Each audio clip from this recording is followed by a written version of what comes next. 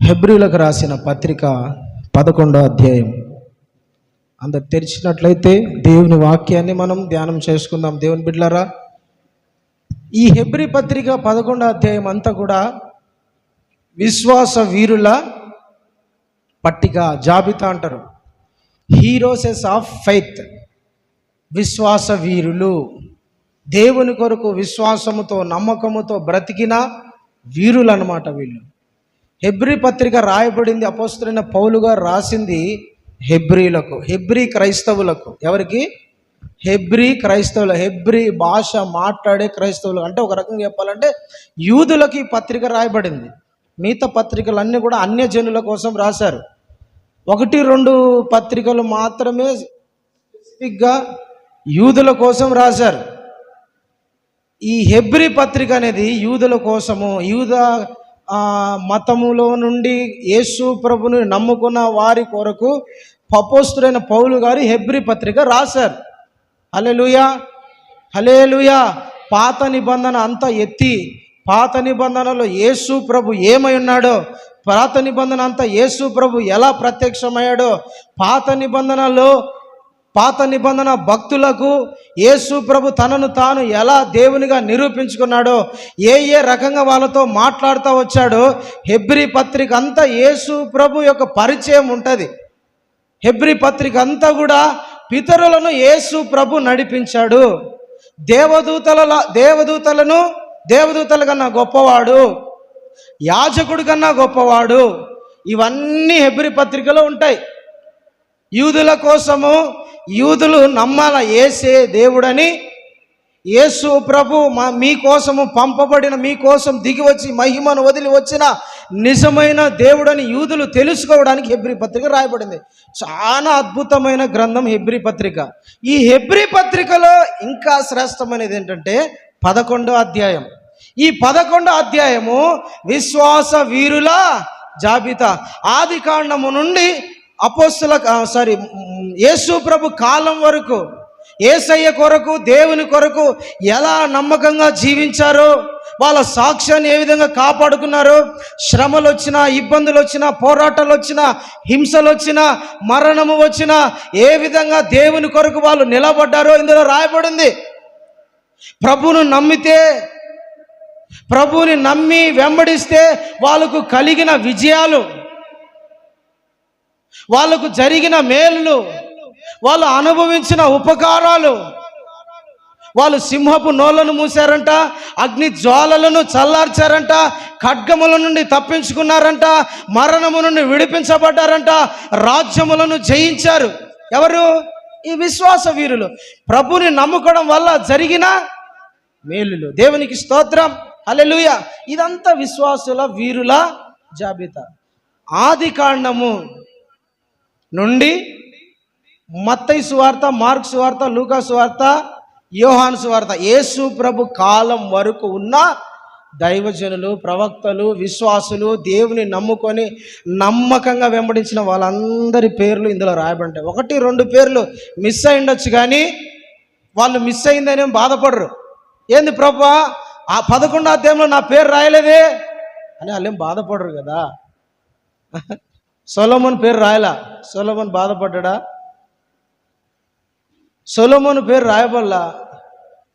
చాలామంది భక్తుల పేర్లు ఎందరో రాయబడి, చాలామంది భక్తుల పేరు ఈ 11వ అధ్యాయంలో రాయబడలే. దేవునికి స్తోత్రం కలుగును గాక, హల్లెలూయా. ఈ 11వ అధ్యాయంలో ఈ వారం నుంచి మనము విశ్వాస వీరుల వాళ్ళ ఆత్మీయ జీవితం, వాళ్ళ పోరాటం, వాళ్ళు దేవుని కొరకు ఎలా బ్రతికారో మనం ధ్యానం చేసుకోబోతున్నాం. దేవుని బిడ్డలారా, 11వ అధ్యాయము 4వ వచనాన్ని ఒకసారి చదవండి. హెబ్రీలకు రాసిన పత్రిక 11వ అధ్యాయము 4వ వచనాన్ని చదవాలని ప్రభు పేరట తెలియచేస్తున్నాను. విశ్వాసమును బట్టి హేబేలు కయీను కంటే శ్రేష్టమైన బలి దేవునికి అర్పించాను. దేవుడు అతని అర్పణను గూర్చి సాక్ష్యం ఇచ్చినప్పుడు అతడు ఆ విశ్వాసమును బట్టి నీతిమంతుడని సాక్ష్యము పొందెను. అతడు మృతి పొందియు ఆ విశ్వాసము ద్వారా మాట్లాడుచున్నాడు. హల్లెలూయా. బైబిల్లో మొట్టమొదటి విశ్వాస వీరుడు ఎవరయ్యా అంటే హేబేలు.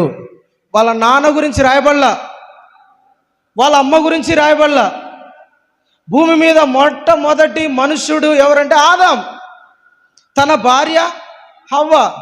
తన గురించి, వాళ్ళిద్దరి గురించి రాయబడ్డ విశ్వాస వీరులని, వాళ్ళ గురించి రాయబడ్డ ఈ 11వ అధ్యాయంలో హీరోస్ ఆఫ్ ఫెయిత్ రాయబడ్డ వాళ్ళ పేరు. కానీ వాళ్ళ చిన్న కుమారుడైన హేబేలు గురించి పరిశుద్ధాత్మ దేవుడు రాపించాడు.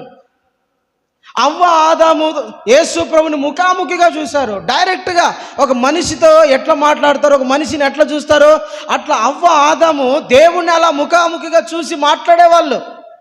ఆయనతో ముచ్చడించేవారు, ఆయనతో నడిచేవారు, ఆయనతో ఉండేవాళ్ళు. ఆయన వాళ్ళ కొరకు పరలోకాన్ని వదిలిపెట్టి ఏదైనా తోటలోకి దిగి వచ్చి వాళ్ళ కోసమే వచ్చేవాడండి. ఎవరి కోసం? అవ్వ ఆదాం కోసం. దేవుడు ముఖాముఖిగా చూశారంట వీళ్ళిద్దరు. అవునా కాదా? మట్టిని తీసి ఒక రూపాన్ని చేసి ఒక బొమ్మను చేసి దాంట్లో దేవుని జీవాత్మను ఊదినప్పుడు నరుడు జీవాత్మ అయినాడు. కళ్ళు తెరిచిన వెంటనే ఆకాశం చూల్ల, కళ్ళు తెరిచిన వెంటనే చెట్లు చూల్ల, పుట్టలు చూల్ల. ఏం చూశాడు? దేవుని ముఖాన్ని చూసిన వ్యక్తి, దేవుని ముఖాముఖిగా చూసిన అనుభవము ఆదాముకున్నది. దేవుని స్వరం విన్నవాడు, దేవునితో నడిచినవాడు, దేవుని జ్ఞానం పొందుకున్నవాడు, భూమి మీద ఉన్న ప్రతి చెట్టుకు, ప్రతి జంతువుకు, ప్రతి వస్తువుకు పేరు పెట్టినవాడు ఆదాం. అంత జ్ఞానవంతుడు, దేవుని కుమారుడు అని పిలువబడుకున్నవాడు. లూకాసు వార్తలు ఉంటుంది 4వ అధ్యాయం చదువుతండి. ఆదాము దేవుని కుమారుడు అన్న పేరుంటుంది. ఈ వంశావళులు అన్ని పేర్లలో రాసి ఆదాము దగ్గరికి వచ్చేసరికి ఆదాము దేవుని కుమారుడు అన్న బిరుదు పొందినవాడు, దేవునితో నడిచినవాడు, దేవునితో సహవాసం చేసినవాడు, దేవుని ముఖాముఖిగా చూసినవాడు. అయినప్పటికీ ఆదాము పేరు ఇక్కడ రాయబల్ల. ఆదాము పేరు, తన భార్య పేరు విశ్వాసుల వీరుల జాబితాలో రాయబల్ల. మొట్టమొదటి పేరు ఉండాల్సిందే ఆదాముది, కానీ పోగొట్టుకున్నాడు కదా ఆదాము. ఆదాము పేరు రాయబడలా. కారణం ఏంటంటే ఆదాము దేవునికి అవిధేయుడిగా ఉన్నాడు, దేవుని మాటకు లోబడని వాడు, దేవునికి ఎదురు తిరిగిన వాడు. రాయబడలా. తన భార్య పేరు కూడా రాయబడలా. కానీ రాయబడిన మాట, దాయబడిన పేరు ఏంటంటే హేబేలు అనండి. హేబేలు పేరు రాయబడింది. హేబేలు ఎవరయ్యా అంటే విశ్వాస వీరుడు. ప్రైజ్ ది లార్డ్, హల్లెలూయా. అతని గురించి రాయబడిన మాట ఏంటంటే విశ్వాసమును బట్టి కయ్యూని కంటే శ్రేష్టమైన బలి దేవునికి అర్పించడంట. విశ్వాసమును బట్టి, దేవుని నమ్మి, దేవుని మీద నమ్మకముతో తన అన్న కయ్యూని కంటే శ్రేష్టమైన గొప్ప బలి దేవునికి అర్పించాడు. హేబేలుకు దేవుడు కనపడలేదు కదా, హేబేలుతో దేవుడు మాట్లాడలేదు కదా, హేబేలు దేవుడిని చూడనివాడు కదా. అయినప్పటికీ ఇక్కడ రాయబడిన మాట ఏంటంటే విశ్వాసమును బట్టి. ఆదాముతోనే కట్టింగ్ అయిపోయింది దేవుని ముఖాముఖిగా చూసే అనుబంధం.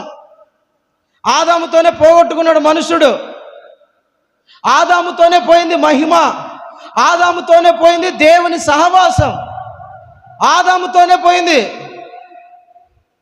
ఎక్కువ తగ్గి ఆదాముతోనే పోయింది. ఇప్పుడు దేవుడు వచ్చి కయ్యూనితో హేబేలుతో మాట్లాడడంలా, వాళ్ళు దేవుని స్వరం వినడంలా, దేవుని ముఖాముఖిగా చూడడంలా. ఆదాముకునింది ఆ అనుభవము, కానీ పిల్లలు ఇద్దరు పోగొట్టుకున్నారు. ఏదేను తోటలో నుండి ఎప్పుడైతే దేవుడు వాళ్ళని బయటికి పంపించేశాడో వీళ్ళు ఇంకా స్వరం వినే అవకాశం, చూసే అవకాశం లేదు. కానీ అవ్వ ఆదాములు ఇద్దరు కూర్చోబెట్టుకుని, నాన్న ఏదేను తోటలో ఉన్నప్పుడు ఇట్లా బ్రతికాంరా, ఏదేను తోటలో ఉన్నప్పుడు దేవుడు మాతో అన్ను దినము ప్రతిరోజు వచ్చి కూర్చొని మాతో మాట్లాడిపోయేవాడు, మమ్మల్ని ఆశీర్వదించేవాడు. ఆయన మాటలు ఇంత మధురంగా ఉండేటి, ఆయన మాటలు వింటూ ఉంటే అసలు రోజులు గడిచిపోయేటి, మాకు బోర్ అనే ఫీలింగే ఉండదు, ఆకలి కాదు, నిద్ర రాదు. ఆయన మాట్లాడుతుంటే అంత ప్రేమగా ఉంటుంది, అంత మధురంగా ఉంటుంది నాన్న. ఆయన మాట్లాడుతుంటే ఇద్దరిని కూర్చోబెట్టుకుని చెప్తా ఉన్నారు. ప్రతిరోజు చల్లపూట వచ్చేవాడు దేవుడు, మేము మాట్లాడుతూ ఉండేవాళ్ళము. వచ్చి దీనికి ఏం పేరు పెట్టావు ఆదామా అంటే, ప్రభువా దీనికి సింహం అని పేరు పెట్టానయ్యా. దీనికి ఏం పేరు పెట్టావు ఆదామా? దీనికి పిల్లి అని పెట్టానయ్యా, దీనికి కుక్క అని పెట్టానయ్యా. సరే దీనికి అన్నీ కనుక్కొని ఆయనతో మాట్లాడుతా ముచ్చటిస్తా ప్రేమగా ఉండేవాడు. మరి ఏంది డాడీ ఇప్పుడు ఏమైపోయినాడు డాడీ, మీరెందుకని ప్రభుత్వం మాట్లాడడంలా? మేము ఒక పనికి మాలని పని చేసాము నాన్న, దేవుడు తినొద్దన్న పండును మీ అమ్మ తినిపించింది తిన్నా, ఈ నేను తిన్న పాపానికి అది తిన్న పాపానికి దేవుడు ఇద్దరు బయట నుంచి వెళ్ళిపోరా అని చెప్పాడు. ఇదో అప్పుడు బాగా మహిమ వస్త్రాలు ఉన్నాయి నాయన, మట్టి ఉండేది కాదు, దుమ్ము పడేది కాదు, ఆకలి అయ్యేది కాదు, నిద్ర మంచిగా ఉండేది. ఇప్పుడు అన్నీ ఉన్నాయి మాకు. దేవునితో సహవాసం అని చెప్పుకుంటా ఉన్నప్పుడు హేబేలుకు కయ్యూనుకు విశ్వాసం కలిగింది. రోమా పత్రికలో ఉంటుంది కదా, 10వ అధ్యాయము 9వ వచనంలో, వినుట వలన విశ్వాసం కలుగును. అది దేవుని గురించి అయితే, క్రీస్తు గురించి అయితే విశ్వాసం పుడుతుంది. వినుట వలన విశ్వాసం కలుగుతుంది, నమ్మకం కలుగుతుంది. ఆదాము హవ్వ ఇద్దరు కూర్చొని పిల్లలకిద్దరు దేవుని మాటలు, దేవుని గురించి బోధించేవాళ్ళు. వాళ్ళ అనుభవాలు, వాళ్ళ ఆత్మీయ స్థితి, దేవుని ప్రేమ, దేవుని కనికరము, దేవుని కృప, దేవుని వాత్సల్యత, దేవుడు వాళ్ళ మీద ఎలాంటి ప్రేమ చూపించాడో, వాళ్ళని ఏ విధంగా నిర్మించాడో, సృష్టించాడో, వాళ్ళకు దేవుడు ఏ విధంగా భూమిని అప్పగించాడో, భూలోకములో ఉన్న ప్రతిదీ దేవుడు వాళ్ళకు సొంతం చేశాడు. పిల్లలను కూర్చోబెట్టుకొని వాళ్ళ అనుభవాలు చెబుతూ ఉన్నప్పుడు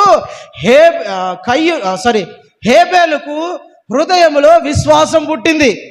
నేను కూడా దేవునితో మాట్లాడాలి, నేను కూడా ప్రభువుని చూడాలి, నేను కూడా దేవునికి ఒక మంచి అర్పణ అర్పించాలి, నేను కూడా దేవుని ముఖాముఖిగా చూడాలి, ఆయన ఎలా ఉంటాడో, ఆయన ప్రేమ ఏంటో నేను కూడా అనుభవించాలన్న విశ్వాసం ఇతనిలో పుట్టింది. దేవునికి స్తోత్రం, హల్లెలూయా, ప్రైజ్ ది లార్డ్. విశ్వాసం అన్నది ఏంటంట? నిరీక్షింపబడు వాటి యొక్క నిజ స్వరూపమైనది, ఉన్నవి అనుటకు రుజువైనది. అంటే ఏంటి? కనపడేదానికి విశ్వాసం అవసరం లేదు, కనపడని దానికి విశ్వాసం కావాలా? ఏం కావాలా? కనపడని దాంట్లో నమ్మటమే విశ్వాసం. కనపడే దాంట్లో నమ్మినాం అనుకోండి, అది విశ్వాసం కాదు. కనపడని వాటిని కూడా నమ్మాలా.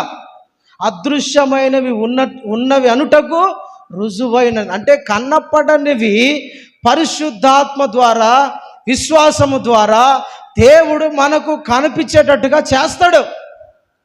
మనము నమ్మాలది. హేబేలు నమ్మాడు, దేవుడు ఉన్నాడు, ఆయన మా తల్లిదండ్రులను కలుగజేశాడు, ఆయన మా తల్లిదండ్రులను పోషించాడు, ఆయన వాళ్ళను బాగుగా పరిపాలించినాడు, వాళ్ళని సమాధానం, ప్రేమ, నెమ్మది, ఆశీర్వాదములతో దేవుడు వాళ్ళని నింపాడు అని నమ్మారు. దేవునికి స్తోత్రం, హల్లెలూయా, ప్రైజ్ ది లార్డ్. వాళ్ళకు విశ్వాసం పుట్టి కయ్యూను ఒక అర్పణ తీసుకొని వచ్చాడు దేవునికి. కానుక అనుకోండి, మన భాషలో చెప్పాలంటే ఏం తెచ్చాడు? కానుక. విశ్వాసం ఉంది, నమ్మాడు, దేవుని మీద నమ్మకం కలిగింది, విశ్వాసం పుట్టింది. దేవుడు ఉన్నాడు, ఆయన మాట్లాడేవాడు, ఆయన పలకరించేవాడు, ఆయన ప్రార్థన చేయవారికి ఉత్తరం ఇచ్చేవాడని ఇద్దరు నమ్మారు. ఈ కయ్యూను అనేవాడు ఏం చేశారంటే, దేవునికి ఒక కానుక ఎత్తుకొని పోయి, ఆ కానుక లేదంటే బలి అర్పణ దేవునికి అర్పించాలని కోరిక కలిగి, విశ్వాసం కలిగి దేవుని దగ్గర తీసుకుపోయి, ప్రభువా నేను సేద్యం చేసేవాడిని, నేను రైతుని, ఇదో నా పంటలో పండిన ప్రతి ఫలము ప్రతిది తీసుకొచ్చి నీ పాదాల దగ్గర పెడతానా, ఇదో ఈ కానుక తీసుకో అన్నాడు. హేబేలు కూడా విశ్వాసముతో కానుక తీసుకొచ్చాడు దేవునికి. నేను గొర్రెల కాపరినయ్యా, నేను కాపరిని, నేను గొర్రెలు కాచేవాడిని, మేకలు కాచేవాడిని, మంద కాపరిని, నా మందలో తొలి చూలు పిల్ల మంచి కొవ్వినది. తొలి చూలు పిల్ల అంటే చిన్నది, 1 నెల 2 నెలది కాదు, మొదటగా పుట్టింది చూసినారా, అది తొలి చూలు. ఫస్ట్ పుట్టింట చూసినావా, అది తొలి చూలు. అది బాగా బలిసి కొవ్వు పట్టింది, బాగా చూడ్డానికి ఇది మంచి టేస్ట్ ఉంటుంది, రుచి ఉంటుంది అంటే చూసినావా, అది దేవుని కొరకు సిద్ధపరచాడు. ఇది అయితే బాగుంటుంది దేవునికి, ఇది ఇస్తే ప్రభు చాలా హ్యాపీగా ఫీల్ అవుతాడు. ఇది చూసిన వెంటనే దేవుడు యాక్సెప్ట్ చేస్తాడు. మంచి తొలిచూలు, శ్రేష్టమైన క్రొవ్వినది అని ఉంటుంది. ఆ క్రొవ్విని తీసుకుపోయి దేవుని సన్నిధిలో పెట్టాడు. ఇద్దరు పెట్టారు.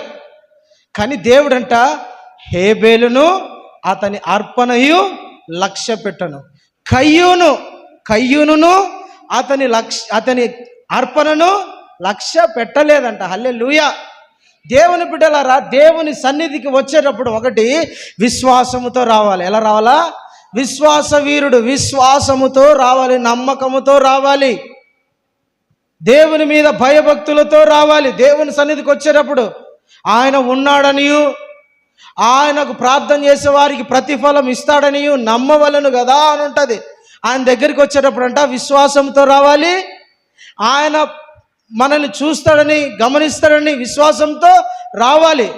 ఇద్దరు వచ్చారు, కానీ యాక్సెప్ట్ చేసింది మటుకు ఒకందే. ఇద్దరు కానుక తీసుకొని వచ్చారు, ఇద్దరు అర్పణ తీసుకొని వచ్చారు, ఇద్దరు కూడా శ్రేష్టమైన తీసుకొని వచ్చారు. కానీ యాక్సెప్ట్ చేసింది మటుకు తమ్ముందే. హేబేలు అర్పణ మాత్రమే యాక్సెప్ట్ చేశాడు, కానుకను అంగీకరించాడు. కారణం ఏంటంటే విశ్వాసం. ఏం లేదు, విశ్వాసమును బట్టి హేబేలు కయ్యూను కంటే శ్రేష్టమైన అర్పణ తీసుకొని వచ్చాడు. ఇక్కడ మాట రాయబడి ఉంటుంది, ఆత్మ సంగతులు ఆత్మ ద్వారానే ధ్యానించాలి. దేవునికి స్తోత్రం, హల్లెలూయా. దేవుని సన్నిధికి పోయేటప్పుడు దేవుని బిడ్డలారా మనం ఎట్లా వెళ్ళాలంటే, ఏదో కానుక తీసుకోమైనా అర్పణ తీసుకోమైనా ఆడ పెట్టి వచ్చేయడం కాదు. హేబేలుకు ఒక విచక్షణ ఉంది, ఒక జ్ఞానం ఉంది, దర్శనం ఉంది. దేవుని సన్నిధికి ఎట్లా పడితే అట్లా పోతే దేవుడు ఒప్పుకోడు. ఆయన సన్నిధికి వెళ్ళేటప్పుడు పరిశుద్ధంగా వెళ్ళాలి. ఆయన సన్నిధికి వెళ్ళేటప్పుడు మంచి మనస్సాక్షితో వెళ్ళాలా. ఆయన సన్నిధికి వెళ్ళేటప్పుడు భయభక్తులు కలిగి వెళ్ళాలా. ఆయన సన్నిధికి వెళ్ళేటప్పుడు పాపము కనపడకూడదు మనలో. ఆయన సన్నిధికి వెళ్ళేటప్పుడు మనము పరిశుద్ధపరుచుకొని దేవుని సన్నిధికి వెళ్ళి కానుకను అర్పిస్తే ఆ కానుకను దేవుడు అంగీకరిస్తాడు. కానీ ఎట్లా పడితే అట్లా వెళ్తే దేవుడు కానుకను యాక్సెప్ట్ చెయ్యడు అన్న జ్ఞానం ఉంది. ఎందుకంటే ఆదాము హవ్వ ఇద్దరు పాపం చేశారు. అది చెప్పే ఉంటారు కదా, నానా పాపం చేయకముందు మేము బాగున్నాము, మాలో పాపము కనపడింది. అల్లేం పాపం అంటే ఏం దొంగతనం చేశారా, సినిమాలు చూసారా, ఏమని చేశారు వాళ్ళు? దేవుణ్ణి ఏమన్నా దూషించారా, ఏమన్నా చేశారా? అయ్యో అవ్వ ఆదాము చేసిన పాపం ఏంది? దేవుని మాటకు లోబడలా, దేవుని మాటకు వ్యతిరేకంగా బ్రతికారు. వద్దు, చెయ్యొద్దు, తినద్దు అన్నదాన్ని తిన్నారు. అవిధేయత. వాళ్ళు చెప్పారు, నానా మేమిద్దరం పాపం చేశాం కాబట్టే దేవుడు మమ్మల్ని ఇద్దరిని తోసేశాడు. మీరు ఏం పాపం చేశారు డాడీ? ఎవరినైనా మర్డర్ చేశారా? అప్పుడు నరహత్య అంటే తెలియదు. దొంగతనం చేశారా? ఒరే భూమి అంతా వాళ్ళదే. మోసం ఏమైనా చేశారా? ఏమీ లేదు. మరి ఏం చేశారయ్యా? ఏం చేశారు మమ్మీ డాడీ చెప్పండి. ఏం లేదు బాబు, దేవుడు ఒక పండును పెట్టాడు, తినొద్దన్నాడు, మేము వెళ్ళి దాన్ని తిన్నాము.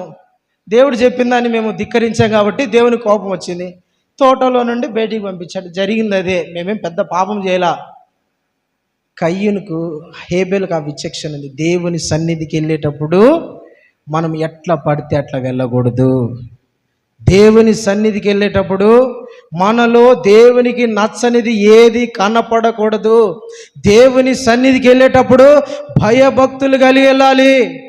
మనము కానుక తీసుకొని పోయినా, మనం అర్పణ తీసుకొని పోయినా, మనం ఇంకా ఏదని తీసుకొని పోయినా అది మ్యాటర్ కాదు. ముందు దేవుడు నన్ను యాక్సెప్ట్ చేయాలి, దేవుడు నా మీద లక్ష్యం పెంచాలి, మనసు పెట్టాల. కయ్యూనును అతని అర్పణ యాక్సెప్ట్ చేయాలా, దేవుడు అంగీకరించాలా. హేబేలును అతని అర్పణను అంగీకరించాడంట. అంటే ఫస్ట్ ఈ కానుక, ఈ గొర్రెపిల్ల లేదంటే ఏ బలి అయితే తెచ్చాడో అది దేవుడు అంగీకరించడానికి ముందు హేబేలు యాక్సెప్ట్ కావాలి. ప్రైజ్ ది లార్డ్, హల్లెలూయా. దేవునికి స్తోత్రం కలుగును గాక.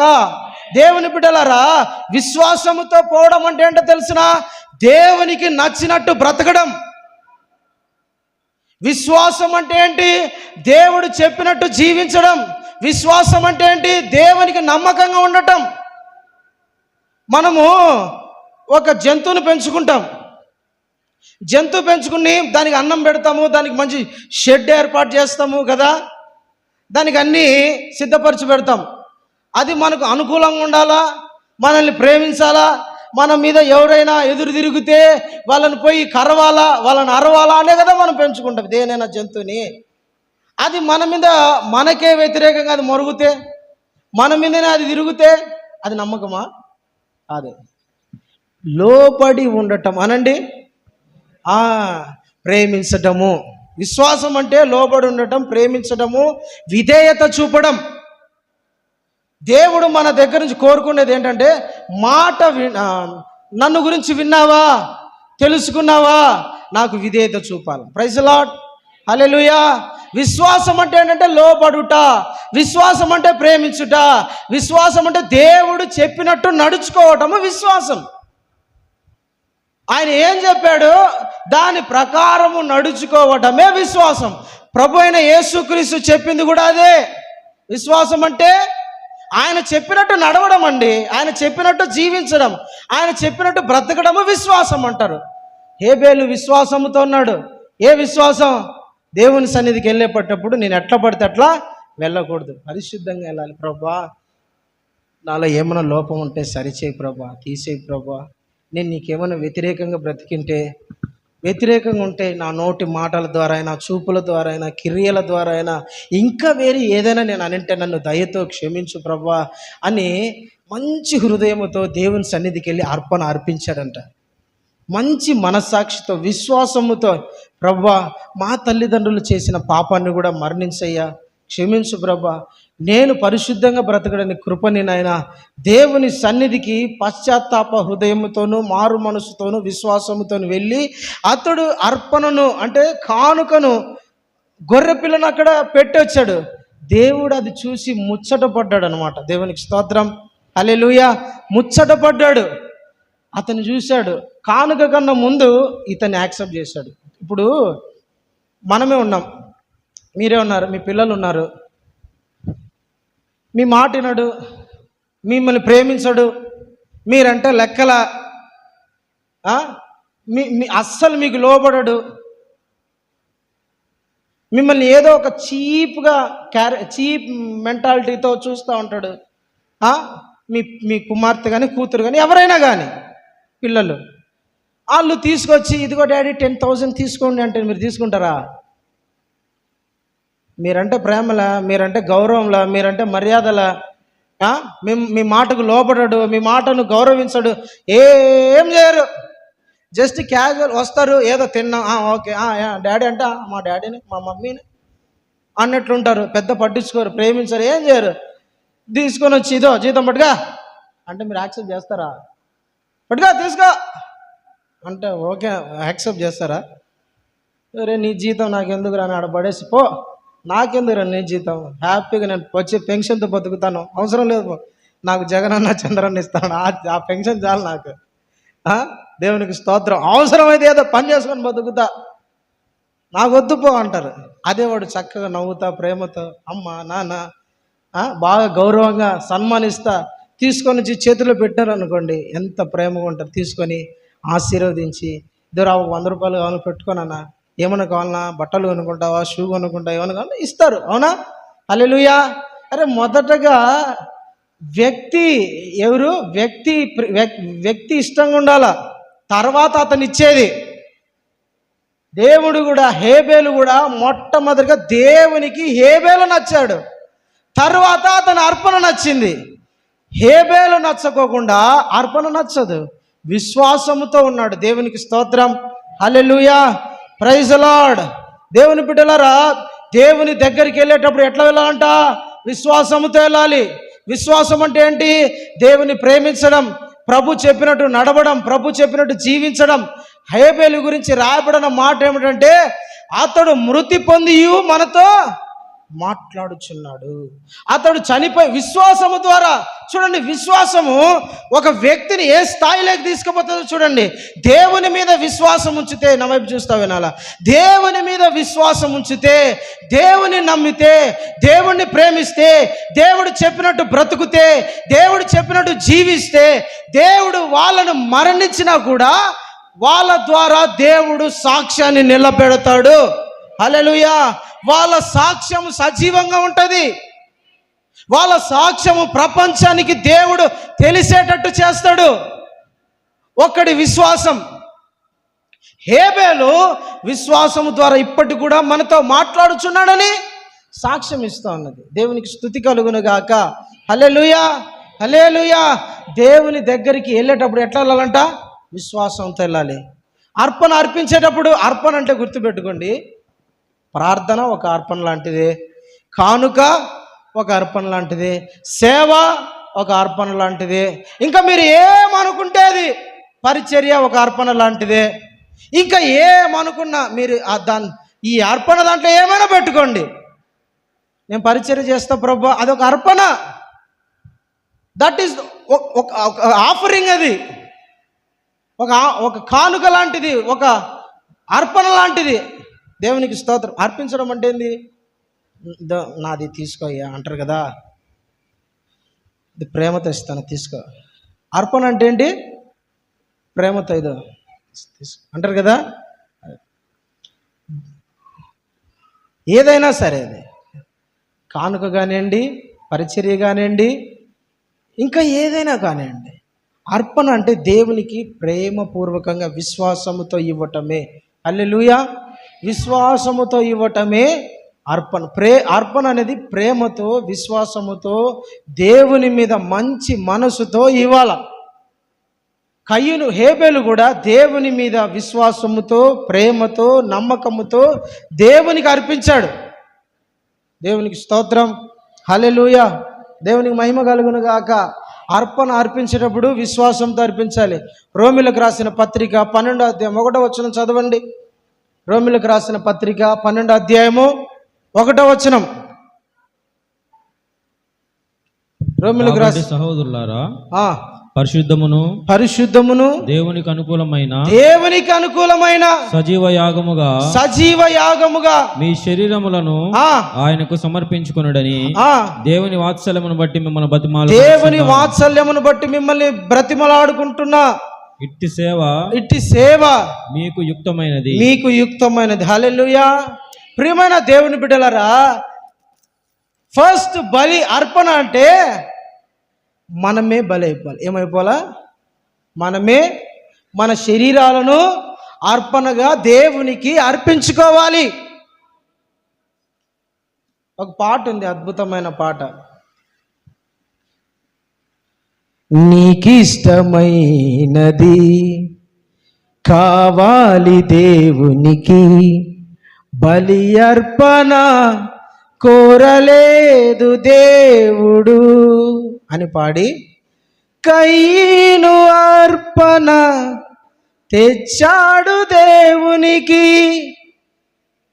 హేబేలు అర్పణ నచ్చింది దేవునికి, అర్పించు వాటి కంటే అర్పించు మనసు ముఖ్యం అనే పాట ఉంది. హల్లెలూయా. ఏం కావాలంట దేవునికి? మనసు కావాలి. మనసు కావాలి దేవునికి. విశ్వాసముతో దేవుని దగ్గరికి రావటం అంటే దేవునికి మనల్ని మనమే అర్పణగా అర్పించుకోవటము. రోమిలకు రాసిన పత్రిక 12వ అధ్యాయం రాయబడిన మాట ఏంటంట, సజీవ యాగముగా మీ శరీరములను దేవునికి సమర్పించుకోండి, దేవునికి అర్పించండి. మన శరీరాలను, దేవుని బిడ్డలరా, ఈ శరీరాలను దేవునికి అర్పణగా అర్పించాలి. ఏం అర్పించాలంట? దేవునికి అర్పణగా అర్పించాలి. ఒక కానుకగా, ఆఫరింగ్గా, ప్రభువా నా ఈ శరీరము బలిపీఠం మీద పెడుతున్నా, ఇది యాక్సెప్ట్ చేయ ప్రభువా. నా శరీరమే ఒక బలిగా, నా శరీరమే ఒక కానుకగా, నా శరీరమే ఒక అర్పణగా అర్పిస్తున్నా, నువ్వు యాక్సెప్ట్ చేయ ప్రభు అని దేవుని సన్నిధిలో మనల్ని మనము అర్పించుకోవాలి. హల్లెలూయా. ఏం దేవుని సన్నిధిలో మన శరీరాన్ని అప్పగించుకోకపోతే ఏమవుతుంది? మన శరీరాన్ని కొందరు ఫోన్ చేస్తారు అప్పుడప్పుడు, బ్రదర్ నేను చర్చికి రాలేను కానీ ఈ కానుక పెట్టుకో అంటారు. నువ్వు కానుక నీకన్నే పెట్టుకొని ఆదివారం వచ్చి కానుక డబ్బాలో పోయి అని చెప్తా. కానుక ఇస్తారు కొంతమంది చేతికి, వద్దు ఆదివారం చర్చికి రా, కూర్చో, ప్రార్థన చేసుకో, లాస్ట్లో వేయి. కానుక లాస్ట్లో ఎందుకు వేపిస్తారో తెలిసిన? ఫస్ట్లో వాళ్ళు సరి చేసుకుంటారని. ఫస్ట్లోనే కానుక వేయమని చెప్పినాం అనుకోండి, ఆడేసి చెల్లు అంటారు, అంతే, ఇంక వెళ్ళిపోతారు. ఫలం పుష్పం సమర్పయామి మమ అనుకోనాయన అని వెళ్ళిపోతారు, అంతే. హల్లెలూయా. దేవునికి స్తోత్రం కలుగును గాక. లాస్ట్లో ఎందుకు చేస్తారంటే, ఈ అర్పణ యాక్సెప్ట్ చేయి ప్రభువా, నా కానుకను అంగీకరించి ప్రభు అని సరి చేసుకుని కానుక వేసిపోతారు అనడానికి లాస్ట్లో కానుక పెడతా.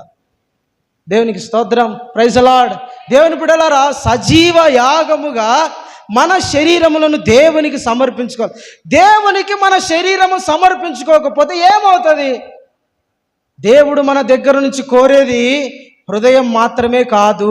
గుర్తుపెట్టుకోండి, చాలామంది భ్రమపడేది ఏమిటంటే, దేవుడు మనసు కోరతాడు కానీ శరీరం కోరడు. Brother, sorry brother and sisters, దేవుడు శరీరాన్ని కూడా కోరతాడు. అవునా కదా? కొరింథీ పత్రికలు రాయబడింది కదా, మీ శరీరమే దేవుని ఆలయం. మరి ఆ మాట రాయకూడదు. ఆత్మను కోరితే, మనసును కోరితే, శరీరం ఎట్టున్నా నీ ఇష్టం వచ్చినట్టు బ్రతుక్కోపో, దాన్ని ఎట్లయినా పాడు చేసుకో, ఈ శరీరం ఎట్టున్నా పర్వాలేదు, మనసు చాలే అంటడా కాదు. రెండు కావాలా దేవునికి. దేవునికి స్తోత్రం కలుగును గాక. హల్లెలూయా. ప్రాణ, ఆత్మ, శరీరం, మూడు దేవుంటే ఎందుకు శరీరాలను దేవునికి అప్పగించాలంటే, దేవునికి సజీవ యాగముగా అర్పించాలంటే, దేవుని బిడ్డలరా, ఈ శరీరము మనకు అనుకూలంగా ఉంటుంది, దేవునికి అనుకూలంగా ఉండదు. ఈ శరీరం దేవునికి అనుకూలంగా ఈ శరీరాన్ని మార్చాలా, దేవునికి ఇష్టంగా ఈ శరీరాన్ని మార్చాలా, దేవుని మహిమకు సిద్ధపరచాలా. పరిశుద్ధాత్మ దేవుడు ఇందులో నివసించడానికి ఈ శరీరాన్ని దేవుని ఆలయముగా తయారు చేయాలంటే, దేవునికి అర్పణగా ఇది అర్పించాలా. దేవుడు మనలో నివసించాలంటే, దేవుడు మనలో ఉండాలంటే, దేవునికి ఇష్టముగా ఈ శరీరం మారాలి. పరిశుద్ధాత్మకు ఈ శరీరము నిలయముగా మారాలంటే, ఇది దేవునికి కావలసినంత పవిత్రత, కావలసినంత పరిశుద్ధత ఈ శరీరంలో ఉండాలి. లేకపోతే దేవుడు ఇందులో నివసించడు. దేవుడు ఇందులో నివసించాలంటే దేవునికి నచ్చినంత పరిశుద్ధత రావాలా. ఆయనకి ఇష్టం వచ్చినట్టు కట్టుకోవాలా ఈ శరీరాన్ని. పాత నిబంధనలో అరణ్యములో మోసేతో దేవుడు ఎందుకు గుడారము కట్టమన్నాడు తెలిసిన? గుడారము కట్టాలన్నప్పుడు ప్రతి వస్తువు కూడా దేవుడే చెప్పాడు. ప్రతి వస్తువు, బంగారు వాడాలన్నా, వెండి వాడాలన్నా, ఏ కర్ర వాడాలి, ఏ బంగారు ఎంత వాడాలి, ఏ దారం వాడాలి, ఏ కలర్ వాడాలి, ఏం వాడాలి, ప్రతిది దేవుడు పిన్ టు పిన్ చెప్పాడు. మోషేకు తెలియదా? అతడు సకల విద్యలో ప్రవీణుడు కదా. మోషేకు తెలియదా? తెలుసు. అయినప్పుడు దేవుడు చెప్పాడు, ప్రభా నాకు తెలుసులే ప్రభా, ఐగుప్తులో పెద్ద పెద్ద బిల్డింగ్లే కట్టా, ఈ గుడారం ఎంత, టెంట్ ఏముంది ప్రభా, అట్ట పైన వేసి 4 చీలలు కింద కొట్టి దాన్ని కట్టయితే సరిపోద్ది కదా నాయన, దానికి మళ్ళీ నువ్వు బ్లూ ప్రింట్ ఇవ్వాలా, దాన్ని రాసుకోవాలని. ఎందుకయ్యా? నువ్వు చెప్పినట్టు కట్టినావు అనుకో మోషే, నేను రాను, నువ్వే ఉంటావు, నేను రాను అక్కడికి.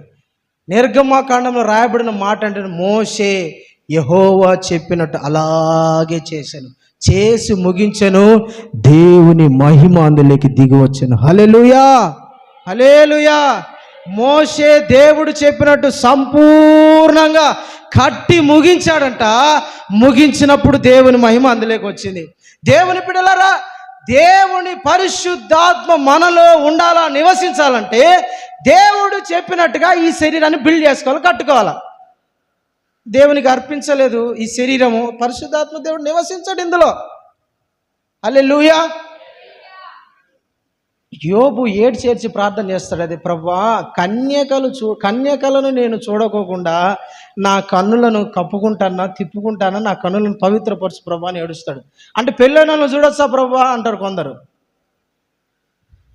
ఎవరిని చూడకూడదు, కన్నులను తిప్పుకోవాలంట. అనండి, కన్నులను తిప్పుకోవాలా.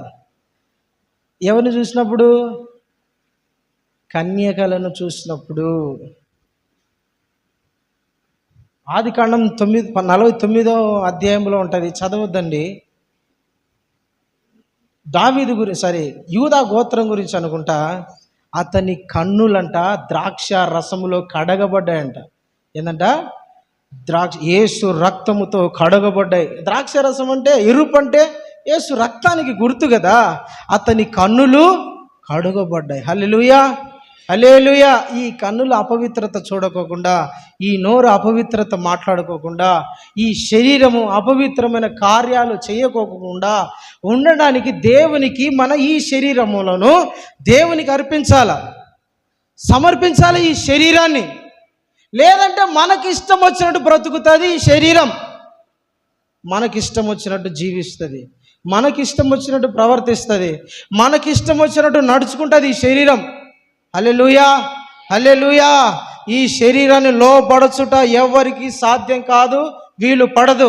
ఈ శరీరానికి కోపం ఎక్కువ, ఈ శరీరానికి శరీర కోరికలు ఎక్కువ, ఈ శరీరానికి లేనివని పాపం ఎక్కువ, ఈ శరీరానికి రకరకాల దుర్నీతితో నిండిపోయి ఉంటుంది ఈ శరీరం. అలాంటి ఈ శరీరాన్ని ఒక వ్యక్తి కంట్రోల్ చేస్తాడంటే చేయలేడు. Not a possible. శరీరం కంట్రోల్ కాదు ఒక వ్యక్తి వల్ల. మరి ఎవరి వల్ల కంట్రోల్ అవుతుంది? దేవునికి అర్పించాలి. సజీవ యాగముగా బ్రతికున్నప్పుడే, సజీవ యాగముగా ఉన్నప్పుడే మన శరీరాలను దేవునికి సమర్పిస్తే ఆ శరీరాలను దేవుడు పవిత్రపరిచి పరిశుద్ధపరిచి దేవునికి అనుకూలమైన దేవాలయముగా తయారు చేసి పరిశుద్ధాత్మ దేవుడు అందులో నివసించడానికి యోగ్యముగా తీర్చిదిద్దుతాడు. దేవునికి స్తోత్రం, హల్లెలూయా. కొంతమంది అంటారు, ఈ మధ్యనే ఒక వ్యక్తి, ఒక యవనస్తుడు నాతో బైబిల్ పట్టుకొని సువార్తకు వస్తా అన్నాడు. వాళ్ళ అమ్మ అంటుంది నాది, రే ఈ వయసులో ఆడిపోయి పని చేయకుండా ఈడిపోయి పని చేయకోకుండా ఏందిరా నువ్వు సువార్తని కరపత్రాలు పెట్టుకొని బైబిల్ పట్టుకొని ఓ పని చేసుకోపో. వీడంటాడు, మా ఈ వయసులో కాకుండా ఏ వయసులో చేసుకోవాలమ్మా అన్నాడు. అరే నీకు ఇంకా పెళ్ళి కాల, పిల్లలు పుట్టల, వయసు కాల, చిన్న వయసులో ఉండ ఈ టైంలో పోయి ఆడైనా ఏదో సుఖంగా ఏదో ఎంజాయ్ చేసుకుంటా, తింటా, తిరుగుతా, ఊర్లమ్మడి పడి వాళ్ళని నేను కొట్టుకుంటా, ఆడపిల్లలు ఎంట పడుకుంటా, సినిమాల చుట్టూ తిరుగుకుంటా, చినిగిపోయిన ప్యాంట్లు చినిగిపోయిన బట్టలు వేసుకుంటా ఉండకోకుండా నీకెందుకురా భక్తి? కొంతమంది ఫీలింగ్ అది. భక్తి అంటే ఏంటంటే యాడ ఒక ఇద్దరు ముగ్గురు పిల్లలు పుట్టి వాళ్ళకు పెళ్లి వయసు వచ్చి వాళ్ళు తన్ని తరిమేస్తారు చూసినావా, ఒంటరిగా ఉంటారు వీళ్ళు. వాళ్ళు తన్ని తరిమేసిన తర్వాత తిండికి దిక్కు లేకుంటే అప్పుడు తెల్లగుడ్డలు వేసుకొని పరిశుద్ధ పరిశుద్ధ పరిశుద్ధ ప్రభువా అని పోవాలని వీళ్ళ ఆశ. అప్పటి వరకు పోరు. భక్తి అంటే ఇక అంతే. ఎవరు పిల్లలు తల్లిదండ్రులు పట్టించుకున్నప్పుడు వీళ్ళకు వాళ్ళు ఎక్కువ అయిపోయినప్పుడు భక్తి చేయాలనుకుంటారు చాలామంది. దేవుడు అంటాడు, యవ్వన కాలమున నరుడు కాడి మోయుట అతనికి మేలు. శరీరాన్ని దేవునికి అనుకూలంగా ఉన్నప్పుడు అప్పగించాలండి. ఈ చెయ్యి పడిపోయి, ఈ కాళ్ళు కుంటి పడిపోయి, 2 కిడ్నీలు పోయి, అర్థమైందా? గుండె నొప్పి, ప్రభువా అమ్మా పాట పాడితే ఊపిరాడడం లేదు నాయనా, అంత దూరం నడుస్తేనే నాకు నడుములు నస్తానే నాయనా, ఇదిగో ప్రభా ఈ శరీరాన్ని నువ్వు తీసుకో వాడుకో. ఎందుకప్పుడు ఆ శరీరం ఎందుకంట? సూపుకు రాక అద్దాలు ఇట్టి అనుకొని ఏం వచ్చిన మరి మనవడా ఇది చదువాడా ఎప్పుడు ఎందుకు అది చేయి పట్టుకుంటే వణికి వణికి వణికి వణికి ఇట్లా పడుతూ ఉంటుంది కొందరికి. అప్పుడు వస్తారు, ప్రభువా ఈ శరీరాన్ని నువ్వు తీసుకొని ఆయన వాడుకో ప్రభువా. ఎందుకండి అప్పుడు? నిజంగా ఇప్పుడు అవసరమా? సగం సూపు పోయి, మాట తడబడతా, కాళ్ళు వంగిపోయి, చేతులు వంగిపోయి, లోపల లివర్లు కిడ్నీలు అన్నీ సగం సగం పని చేసుకుంటా ఈ నుంచి అంత దూరం నడుస్తానే అయిపోయి అవసరం లాలంటప్పుడు ఎప్పుడు అర్పించాలంట?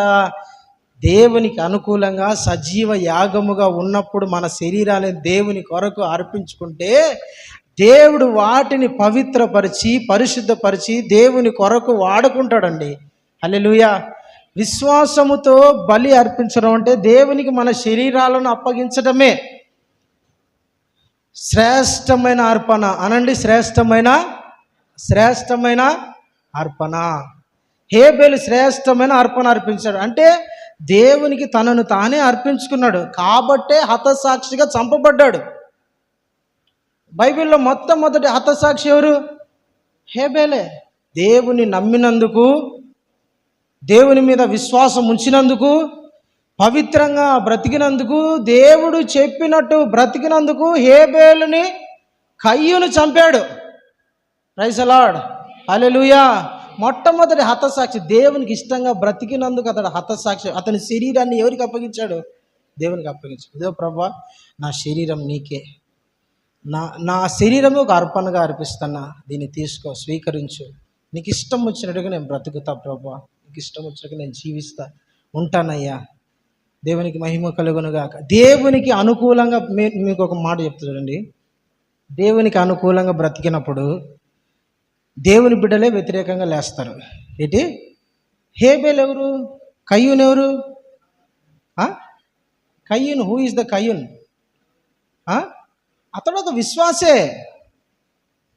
అతడు కూడా ఒక ఆదాముకు పుట్టిన పిల్లలు ఆదాము లాంటి వాళ్ళే కదా. ఇద్దరికి కూర్చోబెట్టి చెప్పినాడు వాక్యం. కానీ ఒకడేమో దేవునికి లోపడ్డాడు, ఒకడేమో వ్యతిరేకంగా తయారైపోయాడు. మనం దేవునికి అనుకూలంగా బ్రతుకుతున్నప్పుడు, దేవునికి ఇష్టంగా బ్రతుకుతున్నప్పుడు మన ఇంట్లో వాళ్ళే లేస్తారు. ఒక్కొక్కసారి మన ఇంట్లో వాళ్ళే లేస్తారండి, వ్యతిరేకంగా లేస్తారు కొందరు.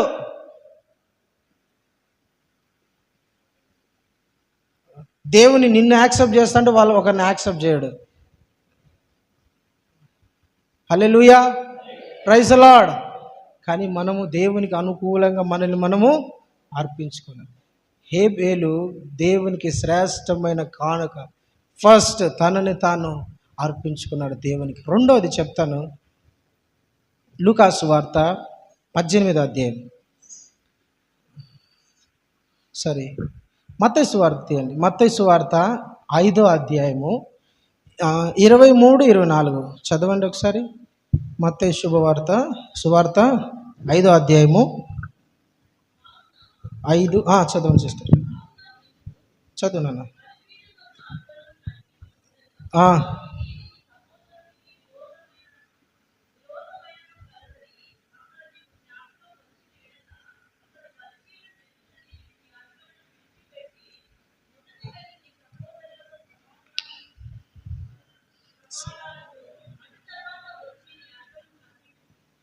చాలండి, దేవునికి స్తోత్రం, హల్లెలూయా. ఒక అర్పణ అర్పించేటప్పుడు, అర్పణ అంటే మళ్ళా గుర్తుపెట్టుకొని, ప్రార్థన ఉండొచ్చు, కానుక ఉండొచ్చు, పరిచర్య ఉండొచ్చు, సేవ ఉండొచ్చు, సువార్త ఉండొచ్చు, ఇంకా ఏదైనా ఉండొచ్చు, చర్చి కట్టడం ఉండొచ్చు, ఇంకా ఏదైనా. అక్కడ అర్పణ, కానుక ఏదైనా అక్కడ నువ్వు పెట్టుకో,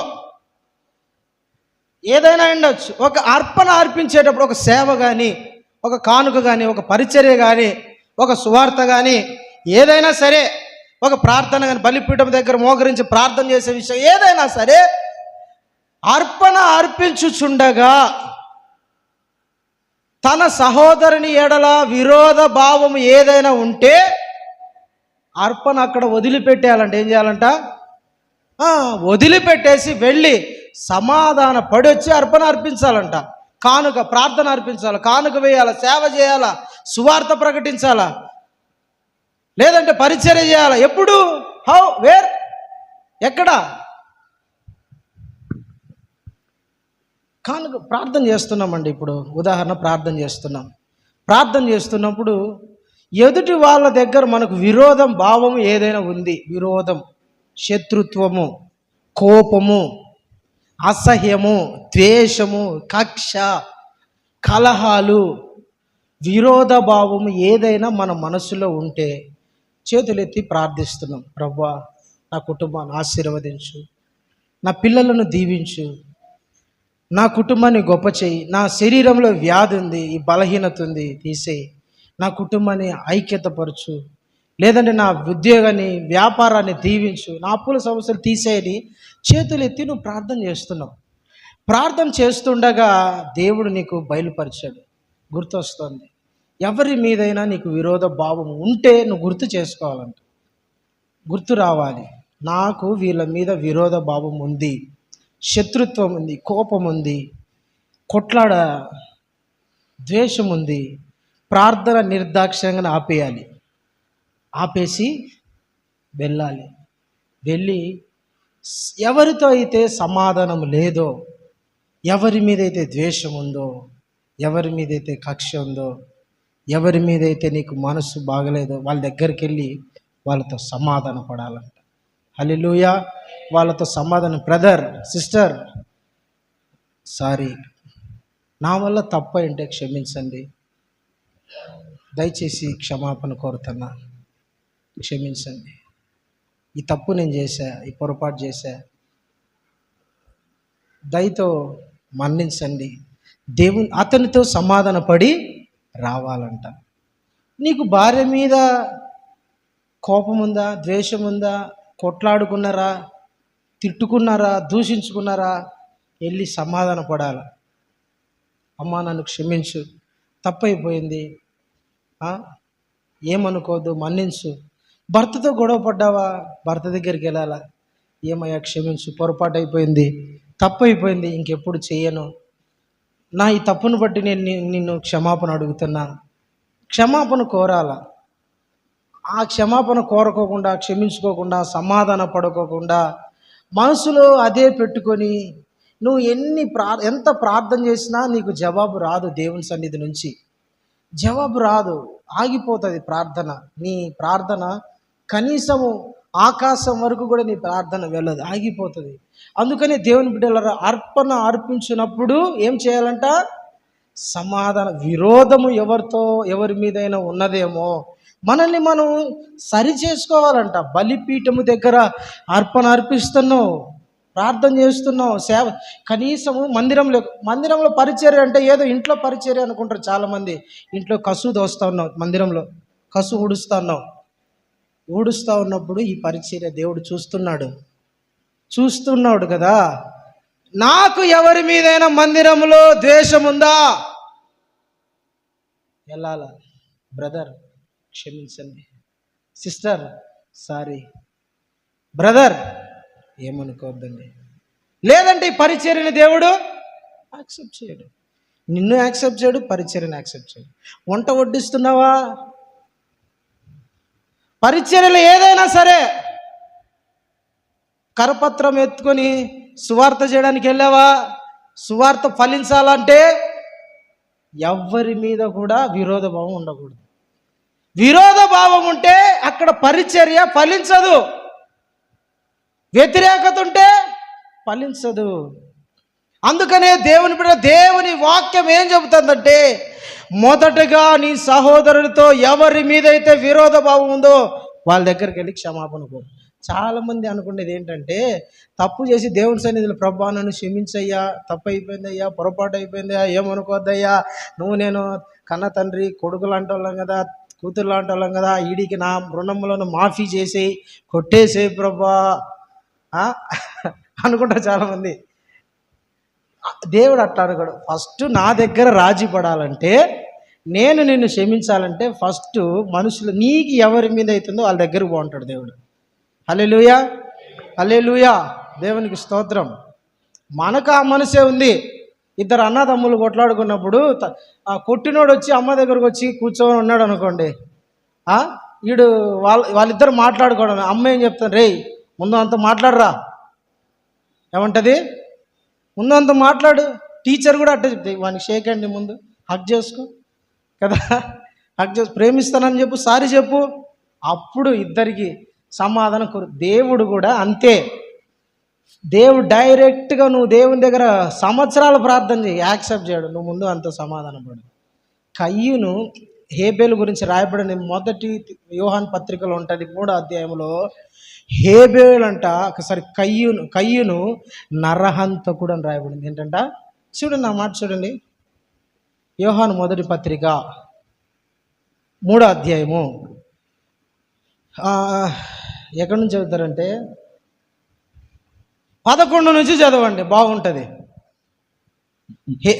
చదువు బ్రదర్. మనము ఒకరిని ఒకరు ప్రేమించవలనన్నది మొదట నుండి మీరు వినిన వాక్యము, వర్తమానము, ఉపదేశము, సువార్త అన్ని, సందేశం అన్ని. మనము కయ్యూను వంటి వారము ఉండరాదు. వాడు దుష్టుని సంబంధి అయి తన సహోదరుని చంపెను. వాడతనిని ఎందుకు చంపెను? తన క్రియలు చెడ్డవనియు తన సహోదరుని క్రియలు నీతి గలవనియు ఉండేను కనుకనే కదా. చాలండి. ప్రైజ్ ది లార్డ్, హల్లెలూయా. దేవుని బిడ్డలారా, హేబేలు చంపబడడానికి కారణం ఏంటో తెలిసిన? కయ్యూనుకున్న ద్వేషం. కయ్యూను జీవితంలో సత్క్రియలు లేవు. మనము దేవుని సన్నిధిలో అర్పణలు అర్పించేటప్పుడు ఎలా ఉండాలంట? మన క్రియలు బాగుండాలంట. నిన్ను వలె నీ పొరుగు వారిని ప్రేమించాలండి. నిన్ను నువ్వు ఏ విధంగా ప్రేమించుకుంటావో నీ సహోదరుని అలాగ ప్రేమించాలి, సమాధాన పడాలి. అర్పణ అర్పించేటప్పుడు సమాధానం రావాలి. దేవునికి స్తోత్రం, హల్లెలూయా. దేవుని విషయంలో రాజీ పడకూడదు, పరిచర్య విషయంలో రాజీ పడకూడదు, ప్రార్థన విషయంలో రాజీ పడకూడదు, భక్తి విషయంలో రాజీ పడకూడదు. రాజీ పడిన భక్తిని దేవుడు అంగీకరించడు. భక్తిహీనుల అర్పణలు ఆయనకు ఇష్టం లేవంట. ప్రసంగి గ్రంథం 5వ అధ్యాయం 3వ వచనంలో ఉంటుంది, భక్తిహీనుల అర్పణలు బలులు ఆయనకు ఇష్టం లేదు. భక్తి పరులుగా ఉండాలని, దేవునికి ఇష్టంగా ఉండాలని దేవుని వాక్యం చెబుతుంది. దేవునికి స్తోత్రం, హల్లెలూయా, హల్లెలూయా. మన సహోదరుల మీద మనకేముండాలంట? ప్రేమ ఉండాలి. మన సహోదరులను మనము క్షమించేటట్టు ఉండాలి. దేవునికి స్తోత్రం, ప్రైజ్ ది లార్డ్, హల్లెలూయా. అర్పణ అర్పించేటప్పుడు ఎవరితో అయినా సరే, ఏదైనా ప్రార్థన కానీ పరిచర్య అంటే చాలామంది ఏదో మందిరంలో అనుకున్నా ఏదైనా కొన్నా కూడా చాలా చులకనగా చూడకూడదు. అదొక మహోన్నతమైనది, అది గొప్పది. ఏ పరిచర్య చేసినప్పుడైనా సరే మూతి ముడుచుకొని వెళ్ళిపోవడాలు, ముఖం తిప్పుకోవడాలు, వందనాలు చెప్పకపోవడాలు దయ్యపు ఆత్మ అది. ఇది చెడ్డ క్రియలు అంటాయి. ఏంటి చెడ్డ క్రియలు? ఏం క్రియలని రాయబడింది?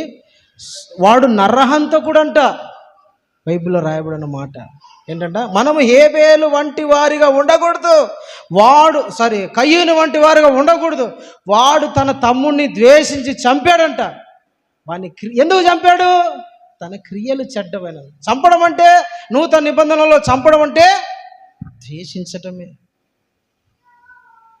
ప్రైజ్ ది లార్డ్, హల్లెలూయా.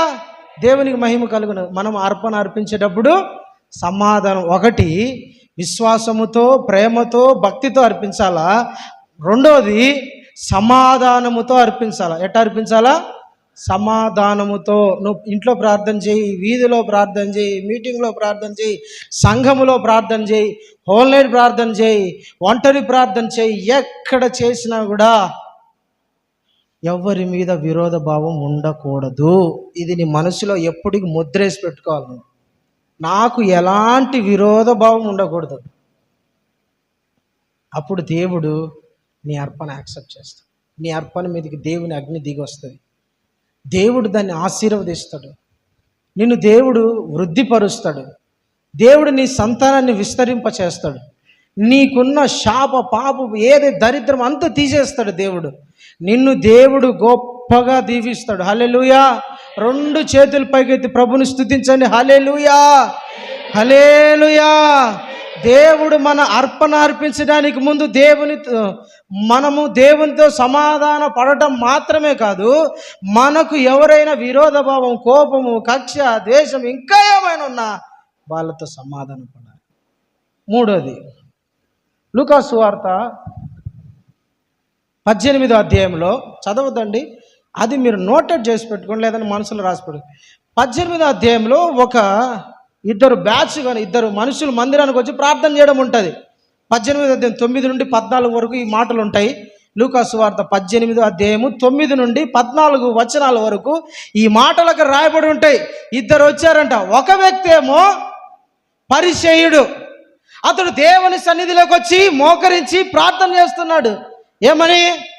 ప్రభువా, నేను ఎంత నీతిమంతున్నో నీకు తెలుసు. నేను మందిరాన్ని తప్పిపోకుండా వస్తానా అది నీకు తెలుసు. కానుకేస్తానా అది నీకు తెలుసు. దశంభాగం ఎప్పుడు కూడా కనీసం కొత్తిమీరలో ఉండి, కరివేపాకులో ఉండి, జీలకర్రలో నుండి, దేంట్లో నుండి కూడా నేను నమ్మకంగా తప్పిపోకుండా నమ్మకంగా నీకు దశంభాగం ఇచ్చిన. నేను అందరిలాగా బతికినోడిని కాదు. ఇదో ఈ పక్కన ఉన్నట్టు చూసినావా, ఈ వ్యభిచారిలాగా బతికినోడిని కాదు, ఈలాగా నేను ఉన్నోడిని కాదయ్యా. నేను ఎంత నీతిమంతునో తెలుసు కదా, ఆశీర్వదించు, నన్ను ఆశీర్వదించు అంటున్నాడు. ఇంకొకడు పక్కన కూర్చొని మందిరములే కూడా రావడానికి అతనికి భయం వేసి మనసు రాక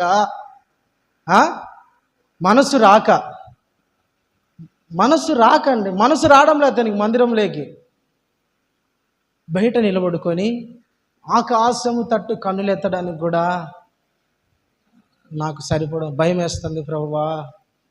ఆకాశం తట్టు కూడా నేను కన్నులు ఎత్తలేకున్నా, నేను పాపిని ప్రభువా, నన్ను క్షమించయ్యా, నన్ను నా దోషములని కడిగేసే ప్రభువా, నా పాపములన్నీ కొట్టివేసే ప్రభువా.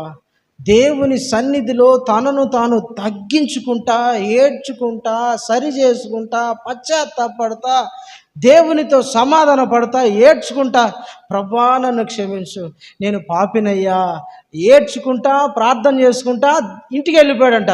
ఒకడేమో తన గొప్పలు చెప్పుకుంటాడు, ఈడు దేవుడు ఇచ్చినందుకు స్తోత్రాలు చెప్పడం లేదు తెలుసా, అదొక బాధ. దేవుడు నువ్వు ఇచ్చినందుకు కృతజ్ఞతలయ్యా, నువ్వు ఆశీర్వదించినందుకు కృతజ్ఞతలయ్యా అని చెప్పడంలా. నేను ఎంత నీతిమంతునో నీకు తెలుసు కదా, నేను ఎంత కానుకలు ఇచ్చానో నీకు తెలుసు కదా, ఎన్ని దశంభాగాలు ఇచ్చాను నీకు తెలుసు కదా, ఎంత సువార్త చేశాను నీకు తెలుసు కదా, నన్ను ఆశీర్వదించి. పోలిక పెట్టుకునేటప్పుడు కూడా మంచి పోలిక ఉండాలి. దేవునికి స్తోత్రం, హల్లెలూయా. ప్రియమైన దేవుని బిడ్డలారా, దేవుని మందిరములోకి రావడానికి చూడండి, ఒక వ్యక్తికి ఎంత భయమో. స్టిల్ నౌ ఇప్పటికి కూడా నేను దేవుని మందిరంలోకి రావడానికి ముందు ఇంట్లో ప్రార్థన చేసుకొని దేవుని సన్నిధిలోకి వెళ్ళేటప్పుడు ప్రభువా యోగ్యంగా నేను ఉండేటట్టు నీ రక్తంతో నన్ను కడుగయ్యా, నా పాపములు, నాలో ఏ దోషమును అన్నీ నీ సన్నిధిలో ఒప్పుకుంటున్నా, క్షమించి నన్ను పవిత్రపరచు, నీ మందిరంలో నేను అడుగు పెట్టబోతున్నా, నన్ను కడుగు ప్రభువా అని దేవుని సన్నిధిలో పశ్చాత్తాపడి నేను మందిరంలోకి వస్తా. ఒక్కడిని అప్పుడప్పుడు ప్రార్థన చేసుకోవడానికి వస్తా. వచ్చినప్పుడు కూడా లోపలికి వచ్చేటప్పుడు ఏదో లోపలికి వచ్చి నాకు ఎట్లా అనిపిస్తుంది అంటే, దేవుని పిల్లల మందిరంలోకి వచ్చేటప్పుడు ఏదో గొప్ప వెలుగు మహిమ ఉంటుంది, ఆ మహిమలోకి నేను ఎంటర్ అవుతానట్లు ఫోర్స్తో లోపలికి వచ్చినట్టు నాకు అనిపిస్తుంది. మందిరంలోకి వచ్చేటప్పుడు ఏదో ఒక తెలియని ఒక ఫోర్స్ చుట్టూ ఆవరించినట్టు, అందులోకి నేను ప్రవేశించినట్టు, ఒక పొగ మంచు అట్లాంటి స్థలంలోకి నేను వస్తానన్న ఫీలింగ్ నాకు ఉంటుంది. మీకు అలా ఉంటుందో ఉండదో నాకు తెలియదు, మీకు ఒక్కొక్కరు అనుభవాలు ఒక్కొక్కరు. కానీ దేవుని మందిరంలోకి వెళ్ళేటప్పుడు ఎట్లా భయభక్తులు కలిగి దేవుని సన్నిధిలో గడగడ వణుకుచు, కీర్తనలో రాయబడింది కదా, 100వ కీర్తనలో, గడగడ వణుకుచు ఆయన గుమ్మములోకి ప్రవేశించండి. దేవునికి స్తోత్రం. సబ్జెక్ట్ అది కాదు కాబట్టి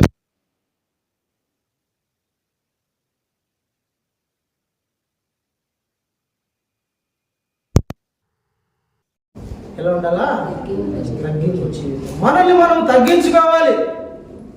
దేవుని సన్నిధిలో 2 చేతులు పైకెత్తేటప్పుడు, దేవుని సన్నిధిలో ప్రార్థన చేసేటప్పుడు, పాట పాడేటప్పుడు, వాక్యం చదివేటప్పుడు, కానుక ఏదైనా సరే, అన్నం వడ్డించేటప్పుడు, పరిచర్య చేసేటప్పుడు, ఏదైనా సరే మనల్ని మనము తగ్గించుకొని చేయాలి. స్టిల్ నా ఇప్పటికి కొన్ని మందిరాలలో నేను సాక్ష్యం చెప్తా, పెద్ద పెద్ద గవర్నమెంట్ జాబ్ చేస్తూ ఉంటారు, బయట చెప్పులు ఎత్తి బయట స్టాండర్డ్లో పెడతారు. ఇప్పటికి కూడా ఈ రోజుల్లో కూడా. ఎందుకు? మేము యోగ్యులం కాదు ప్రభలో. అర్థమైందని చెప్పి దేవునికి స్తోత్రం. నలిపి 40 నలుపులు నలిపి దాంట్లో వేసినా కూడా దేవుడు చూస్తాడు. నా బిడ్డ ఏమేస్తుంది చూద్దాము అని, నా బిడ్డ ఏం వేస్తున్నాడో, ఎంత వేస్తున్నాడో చూద్దామని చూస్తూ ఉంటాడు ప్రభు. ఒక కన్ను ఆయనకు దాని మీద కూడా ఉంటుంది. లూకా సువార్త 21లో రాయబడిన మాట అదే. ఆయన కానుకలు పెట్టే దగ్గర కూర్చొని వాళ్ళు కానుకలు వేసి చూస్తూ ఉన్నాడంట. ఒక్కొక్కరంట తమకు కలిగిన దాంట్లో నుండి కానుక వేస్తున్నాడంట. అంటే పర్సు తీసి 500 నోట్లు అన్నీ ఉంటాయి, అవి తీసి పక్కన పెట్టి 10 రూపాయల note, 10 rupees, 20 rupees, 50 rupees, 100 rupees చాలు, అది తీసుకుపోయి వేసి వస్తారు కదా. కలిగిన వాటిలో నుండి వేస్తున్నారు కొంతమంది. ఒక బీద విధవరాలు పాపం పాత బట్టలు వేసి చీర నిలువుటంగి వేసుకునింది, సరిగ్గా ఉండడానికి కూడా బాగాలేదు, నడుస్తూ వచ్చి పాపం నడుచుకుంటా ముసలాం బీద విధవరాలు, భర్త లేనిది, వచ్చి 2 కాసులు వేసేసరికి 2 కాసులు వేసిందంట. 2 నాణ్యాలు కాసులు అట్టేసింది. నిలబెట్టి ఆగండి, కానుకలు వేసేది అయిపోయిందా? అయిపోయింది ప్రభు, అయిపోయింది బోధ కూడా. అట్టయితే ఈ విధవరాలు వేసిన కానుక శ్రేష్టమైంది, ఈమె అర్పించిన అర్పణ శ్రేష్టమైంది. ఎందుకు? మేము చాలా ఈ ముసిల్ది ఎంత వేసింటుంది ఈ విధవరాలు? మహా అంటే 5 రూపాయలు 2 రూపాయలు లేదంటే 3 కాసులు వేసింటుంది. ఏది మేము వేసిన కానుక కన్నా ఈమె ఎక్కువ వేసిందా? మేము సంచి తీసుకొని వచ్చి 30-40 వెండి నాణ్యములు వేసాం కదా, ఆమె ఎంత వేసింటుంది మహా అంటే? అప్పుడు ఏసేయమన్నాడంటే, మీకు కలిగిన వాటిలో నుండి కానుకేస్తున్నారు, ఈమె లేమిలో కూడా అని ఉంటుంది. లేమంటే ఏం తెలిసిన? దరిద్రం, పేదరికం, లేని స్థితి. ఈమె లేమిలో నుండి కూడా తన జీవనం అంతా అది ఆమెకు తినడానికి ఖర్చులకు ఉన్నింది, అది తీసుకొని వచ్చి కానుక అర్పించేసిందంటండి. తీసుకొని వచ్చి తన లేమిలో ఉన్న దాంట్లో కాదమ్మా, లేమి అంటే పేదరికం అని అర్థం, లేని స్థితి అని అర్థం. యెహోవా నా కాపురి, నాకు లేమి ఉండదు అంటారు కదా. లేమి అంటే నాకు అంత కొద్దివే, తక్కువే, పేదరికమే. అలాంటి స్థితిలో ఉండే 2 కాసులు, అది ఆమె జీవనం, ఆమె బ్రతకడానికి, తినడానికి, ఆమె పోషణకు అది ఆధారం. ఆ కానుక తీసుకొచ్చి కానుక పెట్టెలో వేసేసింది. ప్రభా, ఉండేది నాకు నువ్వే, నువ్వు తప్ప నాకు వేరే ఆధారంలో, పోషించేది నువ్వే, నన్ను 2 సంవత్సరాలు బతికించడం చాలే ప్రభా, ఇదో ఈ 2 కాసులు నా జీతం, నా దగ్గర ఉండేది అంతా నీ కానుకలు వేస్తానా, నీ సేవకి వేస్తానా, నీ పరిచర్యకి వేస్తానా, నీ మందిరానికి వేస్తున్నా ప్రభా, ఇదో దీవించిన ఆయన అని అడేసి వెళ్ళిపోయింది. దేవుడు ఆ 2 కానుకలను యాక్సెప్ట్ చేశాడు. హల్లెలూయా, హల్లెలూయా. మనము కానుక అర్పించేటప్పుడు ఎలా అర్పించాలంట? మంచి మనస్సాక్షితో, నిర్మలమైన హృదయముతో, శ్రేష్టమైనది దేవునికి అర్పించాలి. దేవునికి స్తోత్రం, హల్లెలూయా. దేవునికి ఏదో అట్లట్లా అర్పించడం కాదు, అర్పించేది శ్రేష్టమైనది అర్పించాలా. హేబేలు విశ్వాసమును బట్టి శ్రేష్టమైన బలి అర్పించాడు. దేవుడు వారిని దీవించినాడు, వాళ్ళని దీవిస్తాడు, వాళ్ళని బలపరుస్తాడు. నేనేది ఏంటంటే, దేవుని సన్నిధిలో నువ్వు విశ్వాసముతో దేవునికి అర్పణ అర్పించు, దేవుడు నిన్ను దీవిస్తాడు, ఆశీర్వదిస్తాడు, నీ కుటుంబాన్ని దేవుడు బ్లెస్ చేస్తాడు, నీ సాక్ష్యాన్ని దేవుడు తరతరాలు ఉండేటట్టుగా దేవుడు నడిపిస్తాడు. బిడ్డలారా, హేబేలు అంట నేటికి స్టిల్ ఇప్పటి కూడా విశ్వాసమును బట్టి అతడు మనతో మాట్లాడుతున్నాడు. అతని రక్తం మొరపెడతా ఉందంట బలిపీఠము కింద నుండి. దేవుడు అతని స్వరం వింటున్నాడు, మనతో మాట్లాడిస్తున్నాడంట. నువ్వు ఒకనివి విశ్వాసముతో దేవునికి శ్రేష్టమైన బలి అర్పించినట్లయితే దేవుడు నీ సాక్ష్యాన్ని, నిన్ను తరతరములో నిలబెట్టేటట్టు చేస్తాడు. రెండోది తగ్గించుకొని దేవుని సన్నిధిలో అర్పించాలంట. మూడోది సమాధానముతో అర్పించాలంట. నాలుగోది శ్రేష్టమైన దాన్ని అర్పించాలంట. దేవుడు మిమ్మల్ని ఆశీర్వదించునుగాక. హేబేలులాగా దేవుడు మనందరిని బ్లెస్ చేయనుగాక. మన సాక్ష్యం, మీ సాక్ష్యము తరతరాలు చెప్పుకునేటట్టు దేవుడు మిమ్మల్ని దీవించునుగాక. మీ సాక్ష్యము సర్వలోకమునకు వెళ్ళునుగాక. విశ్వాస వీరుల జాబితాలో మీ పేరు కూడా రాయబడునుగాక. ఆమేన్. ప్రార్థన చేసుకుందాం, మోకరించండి.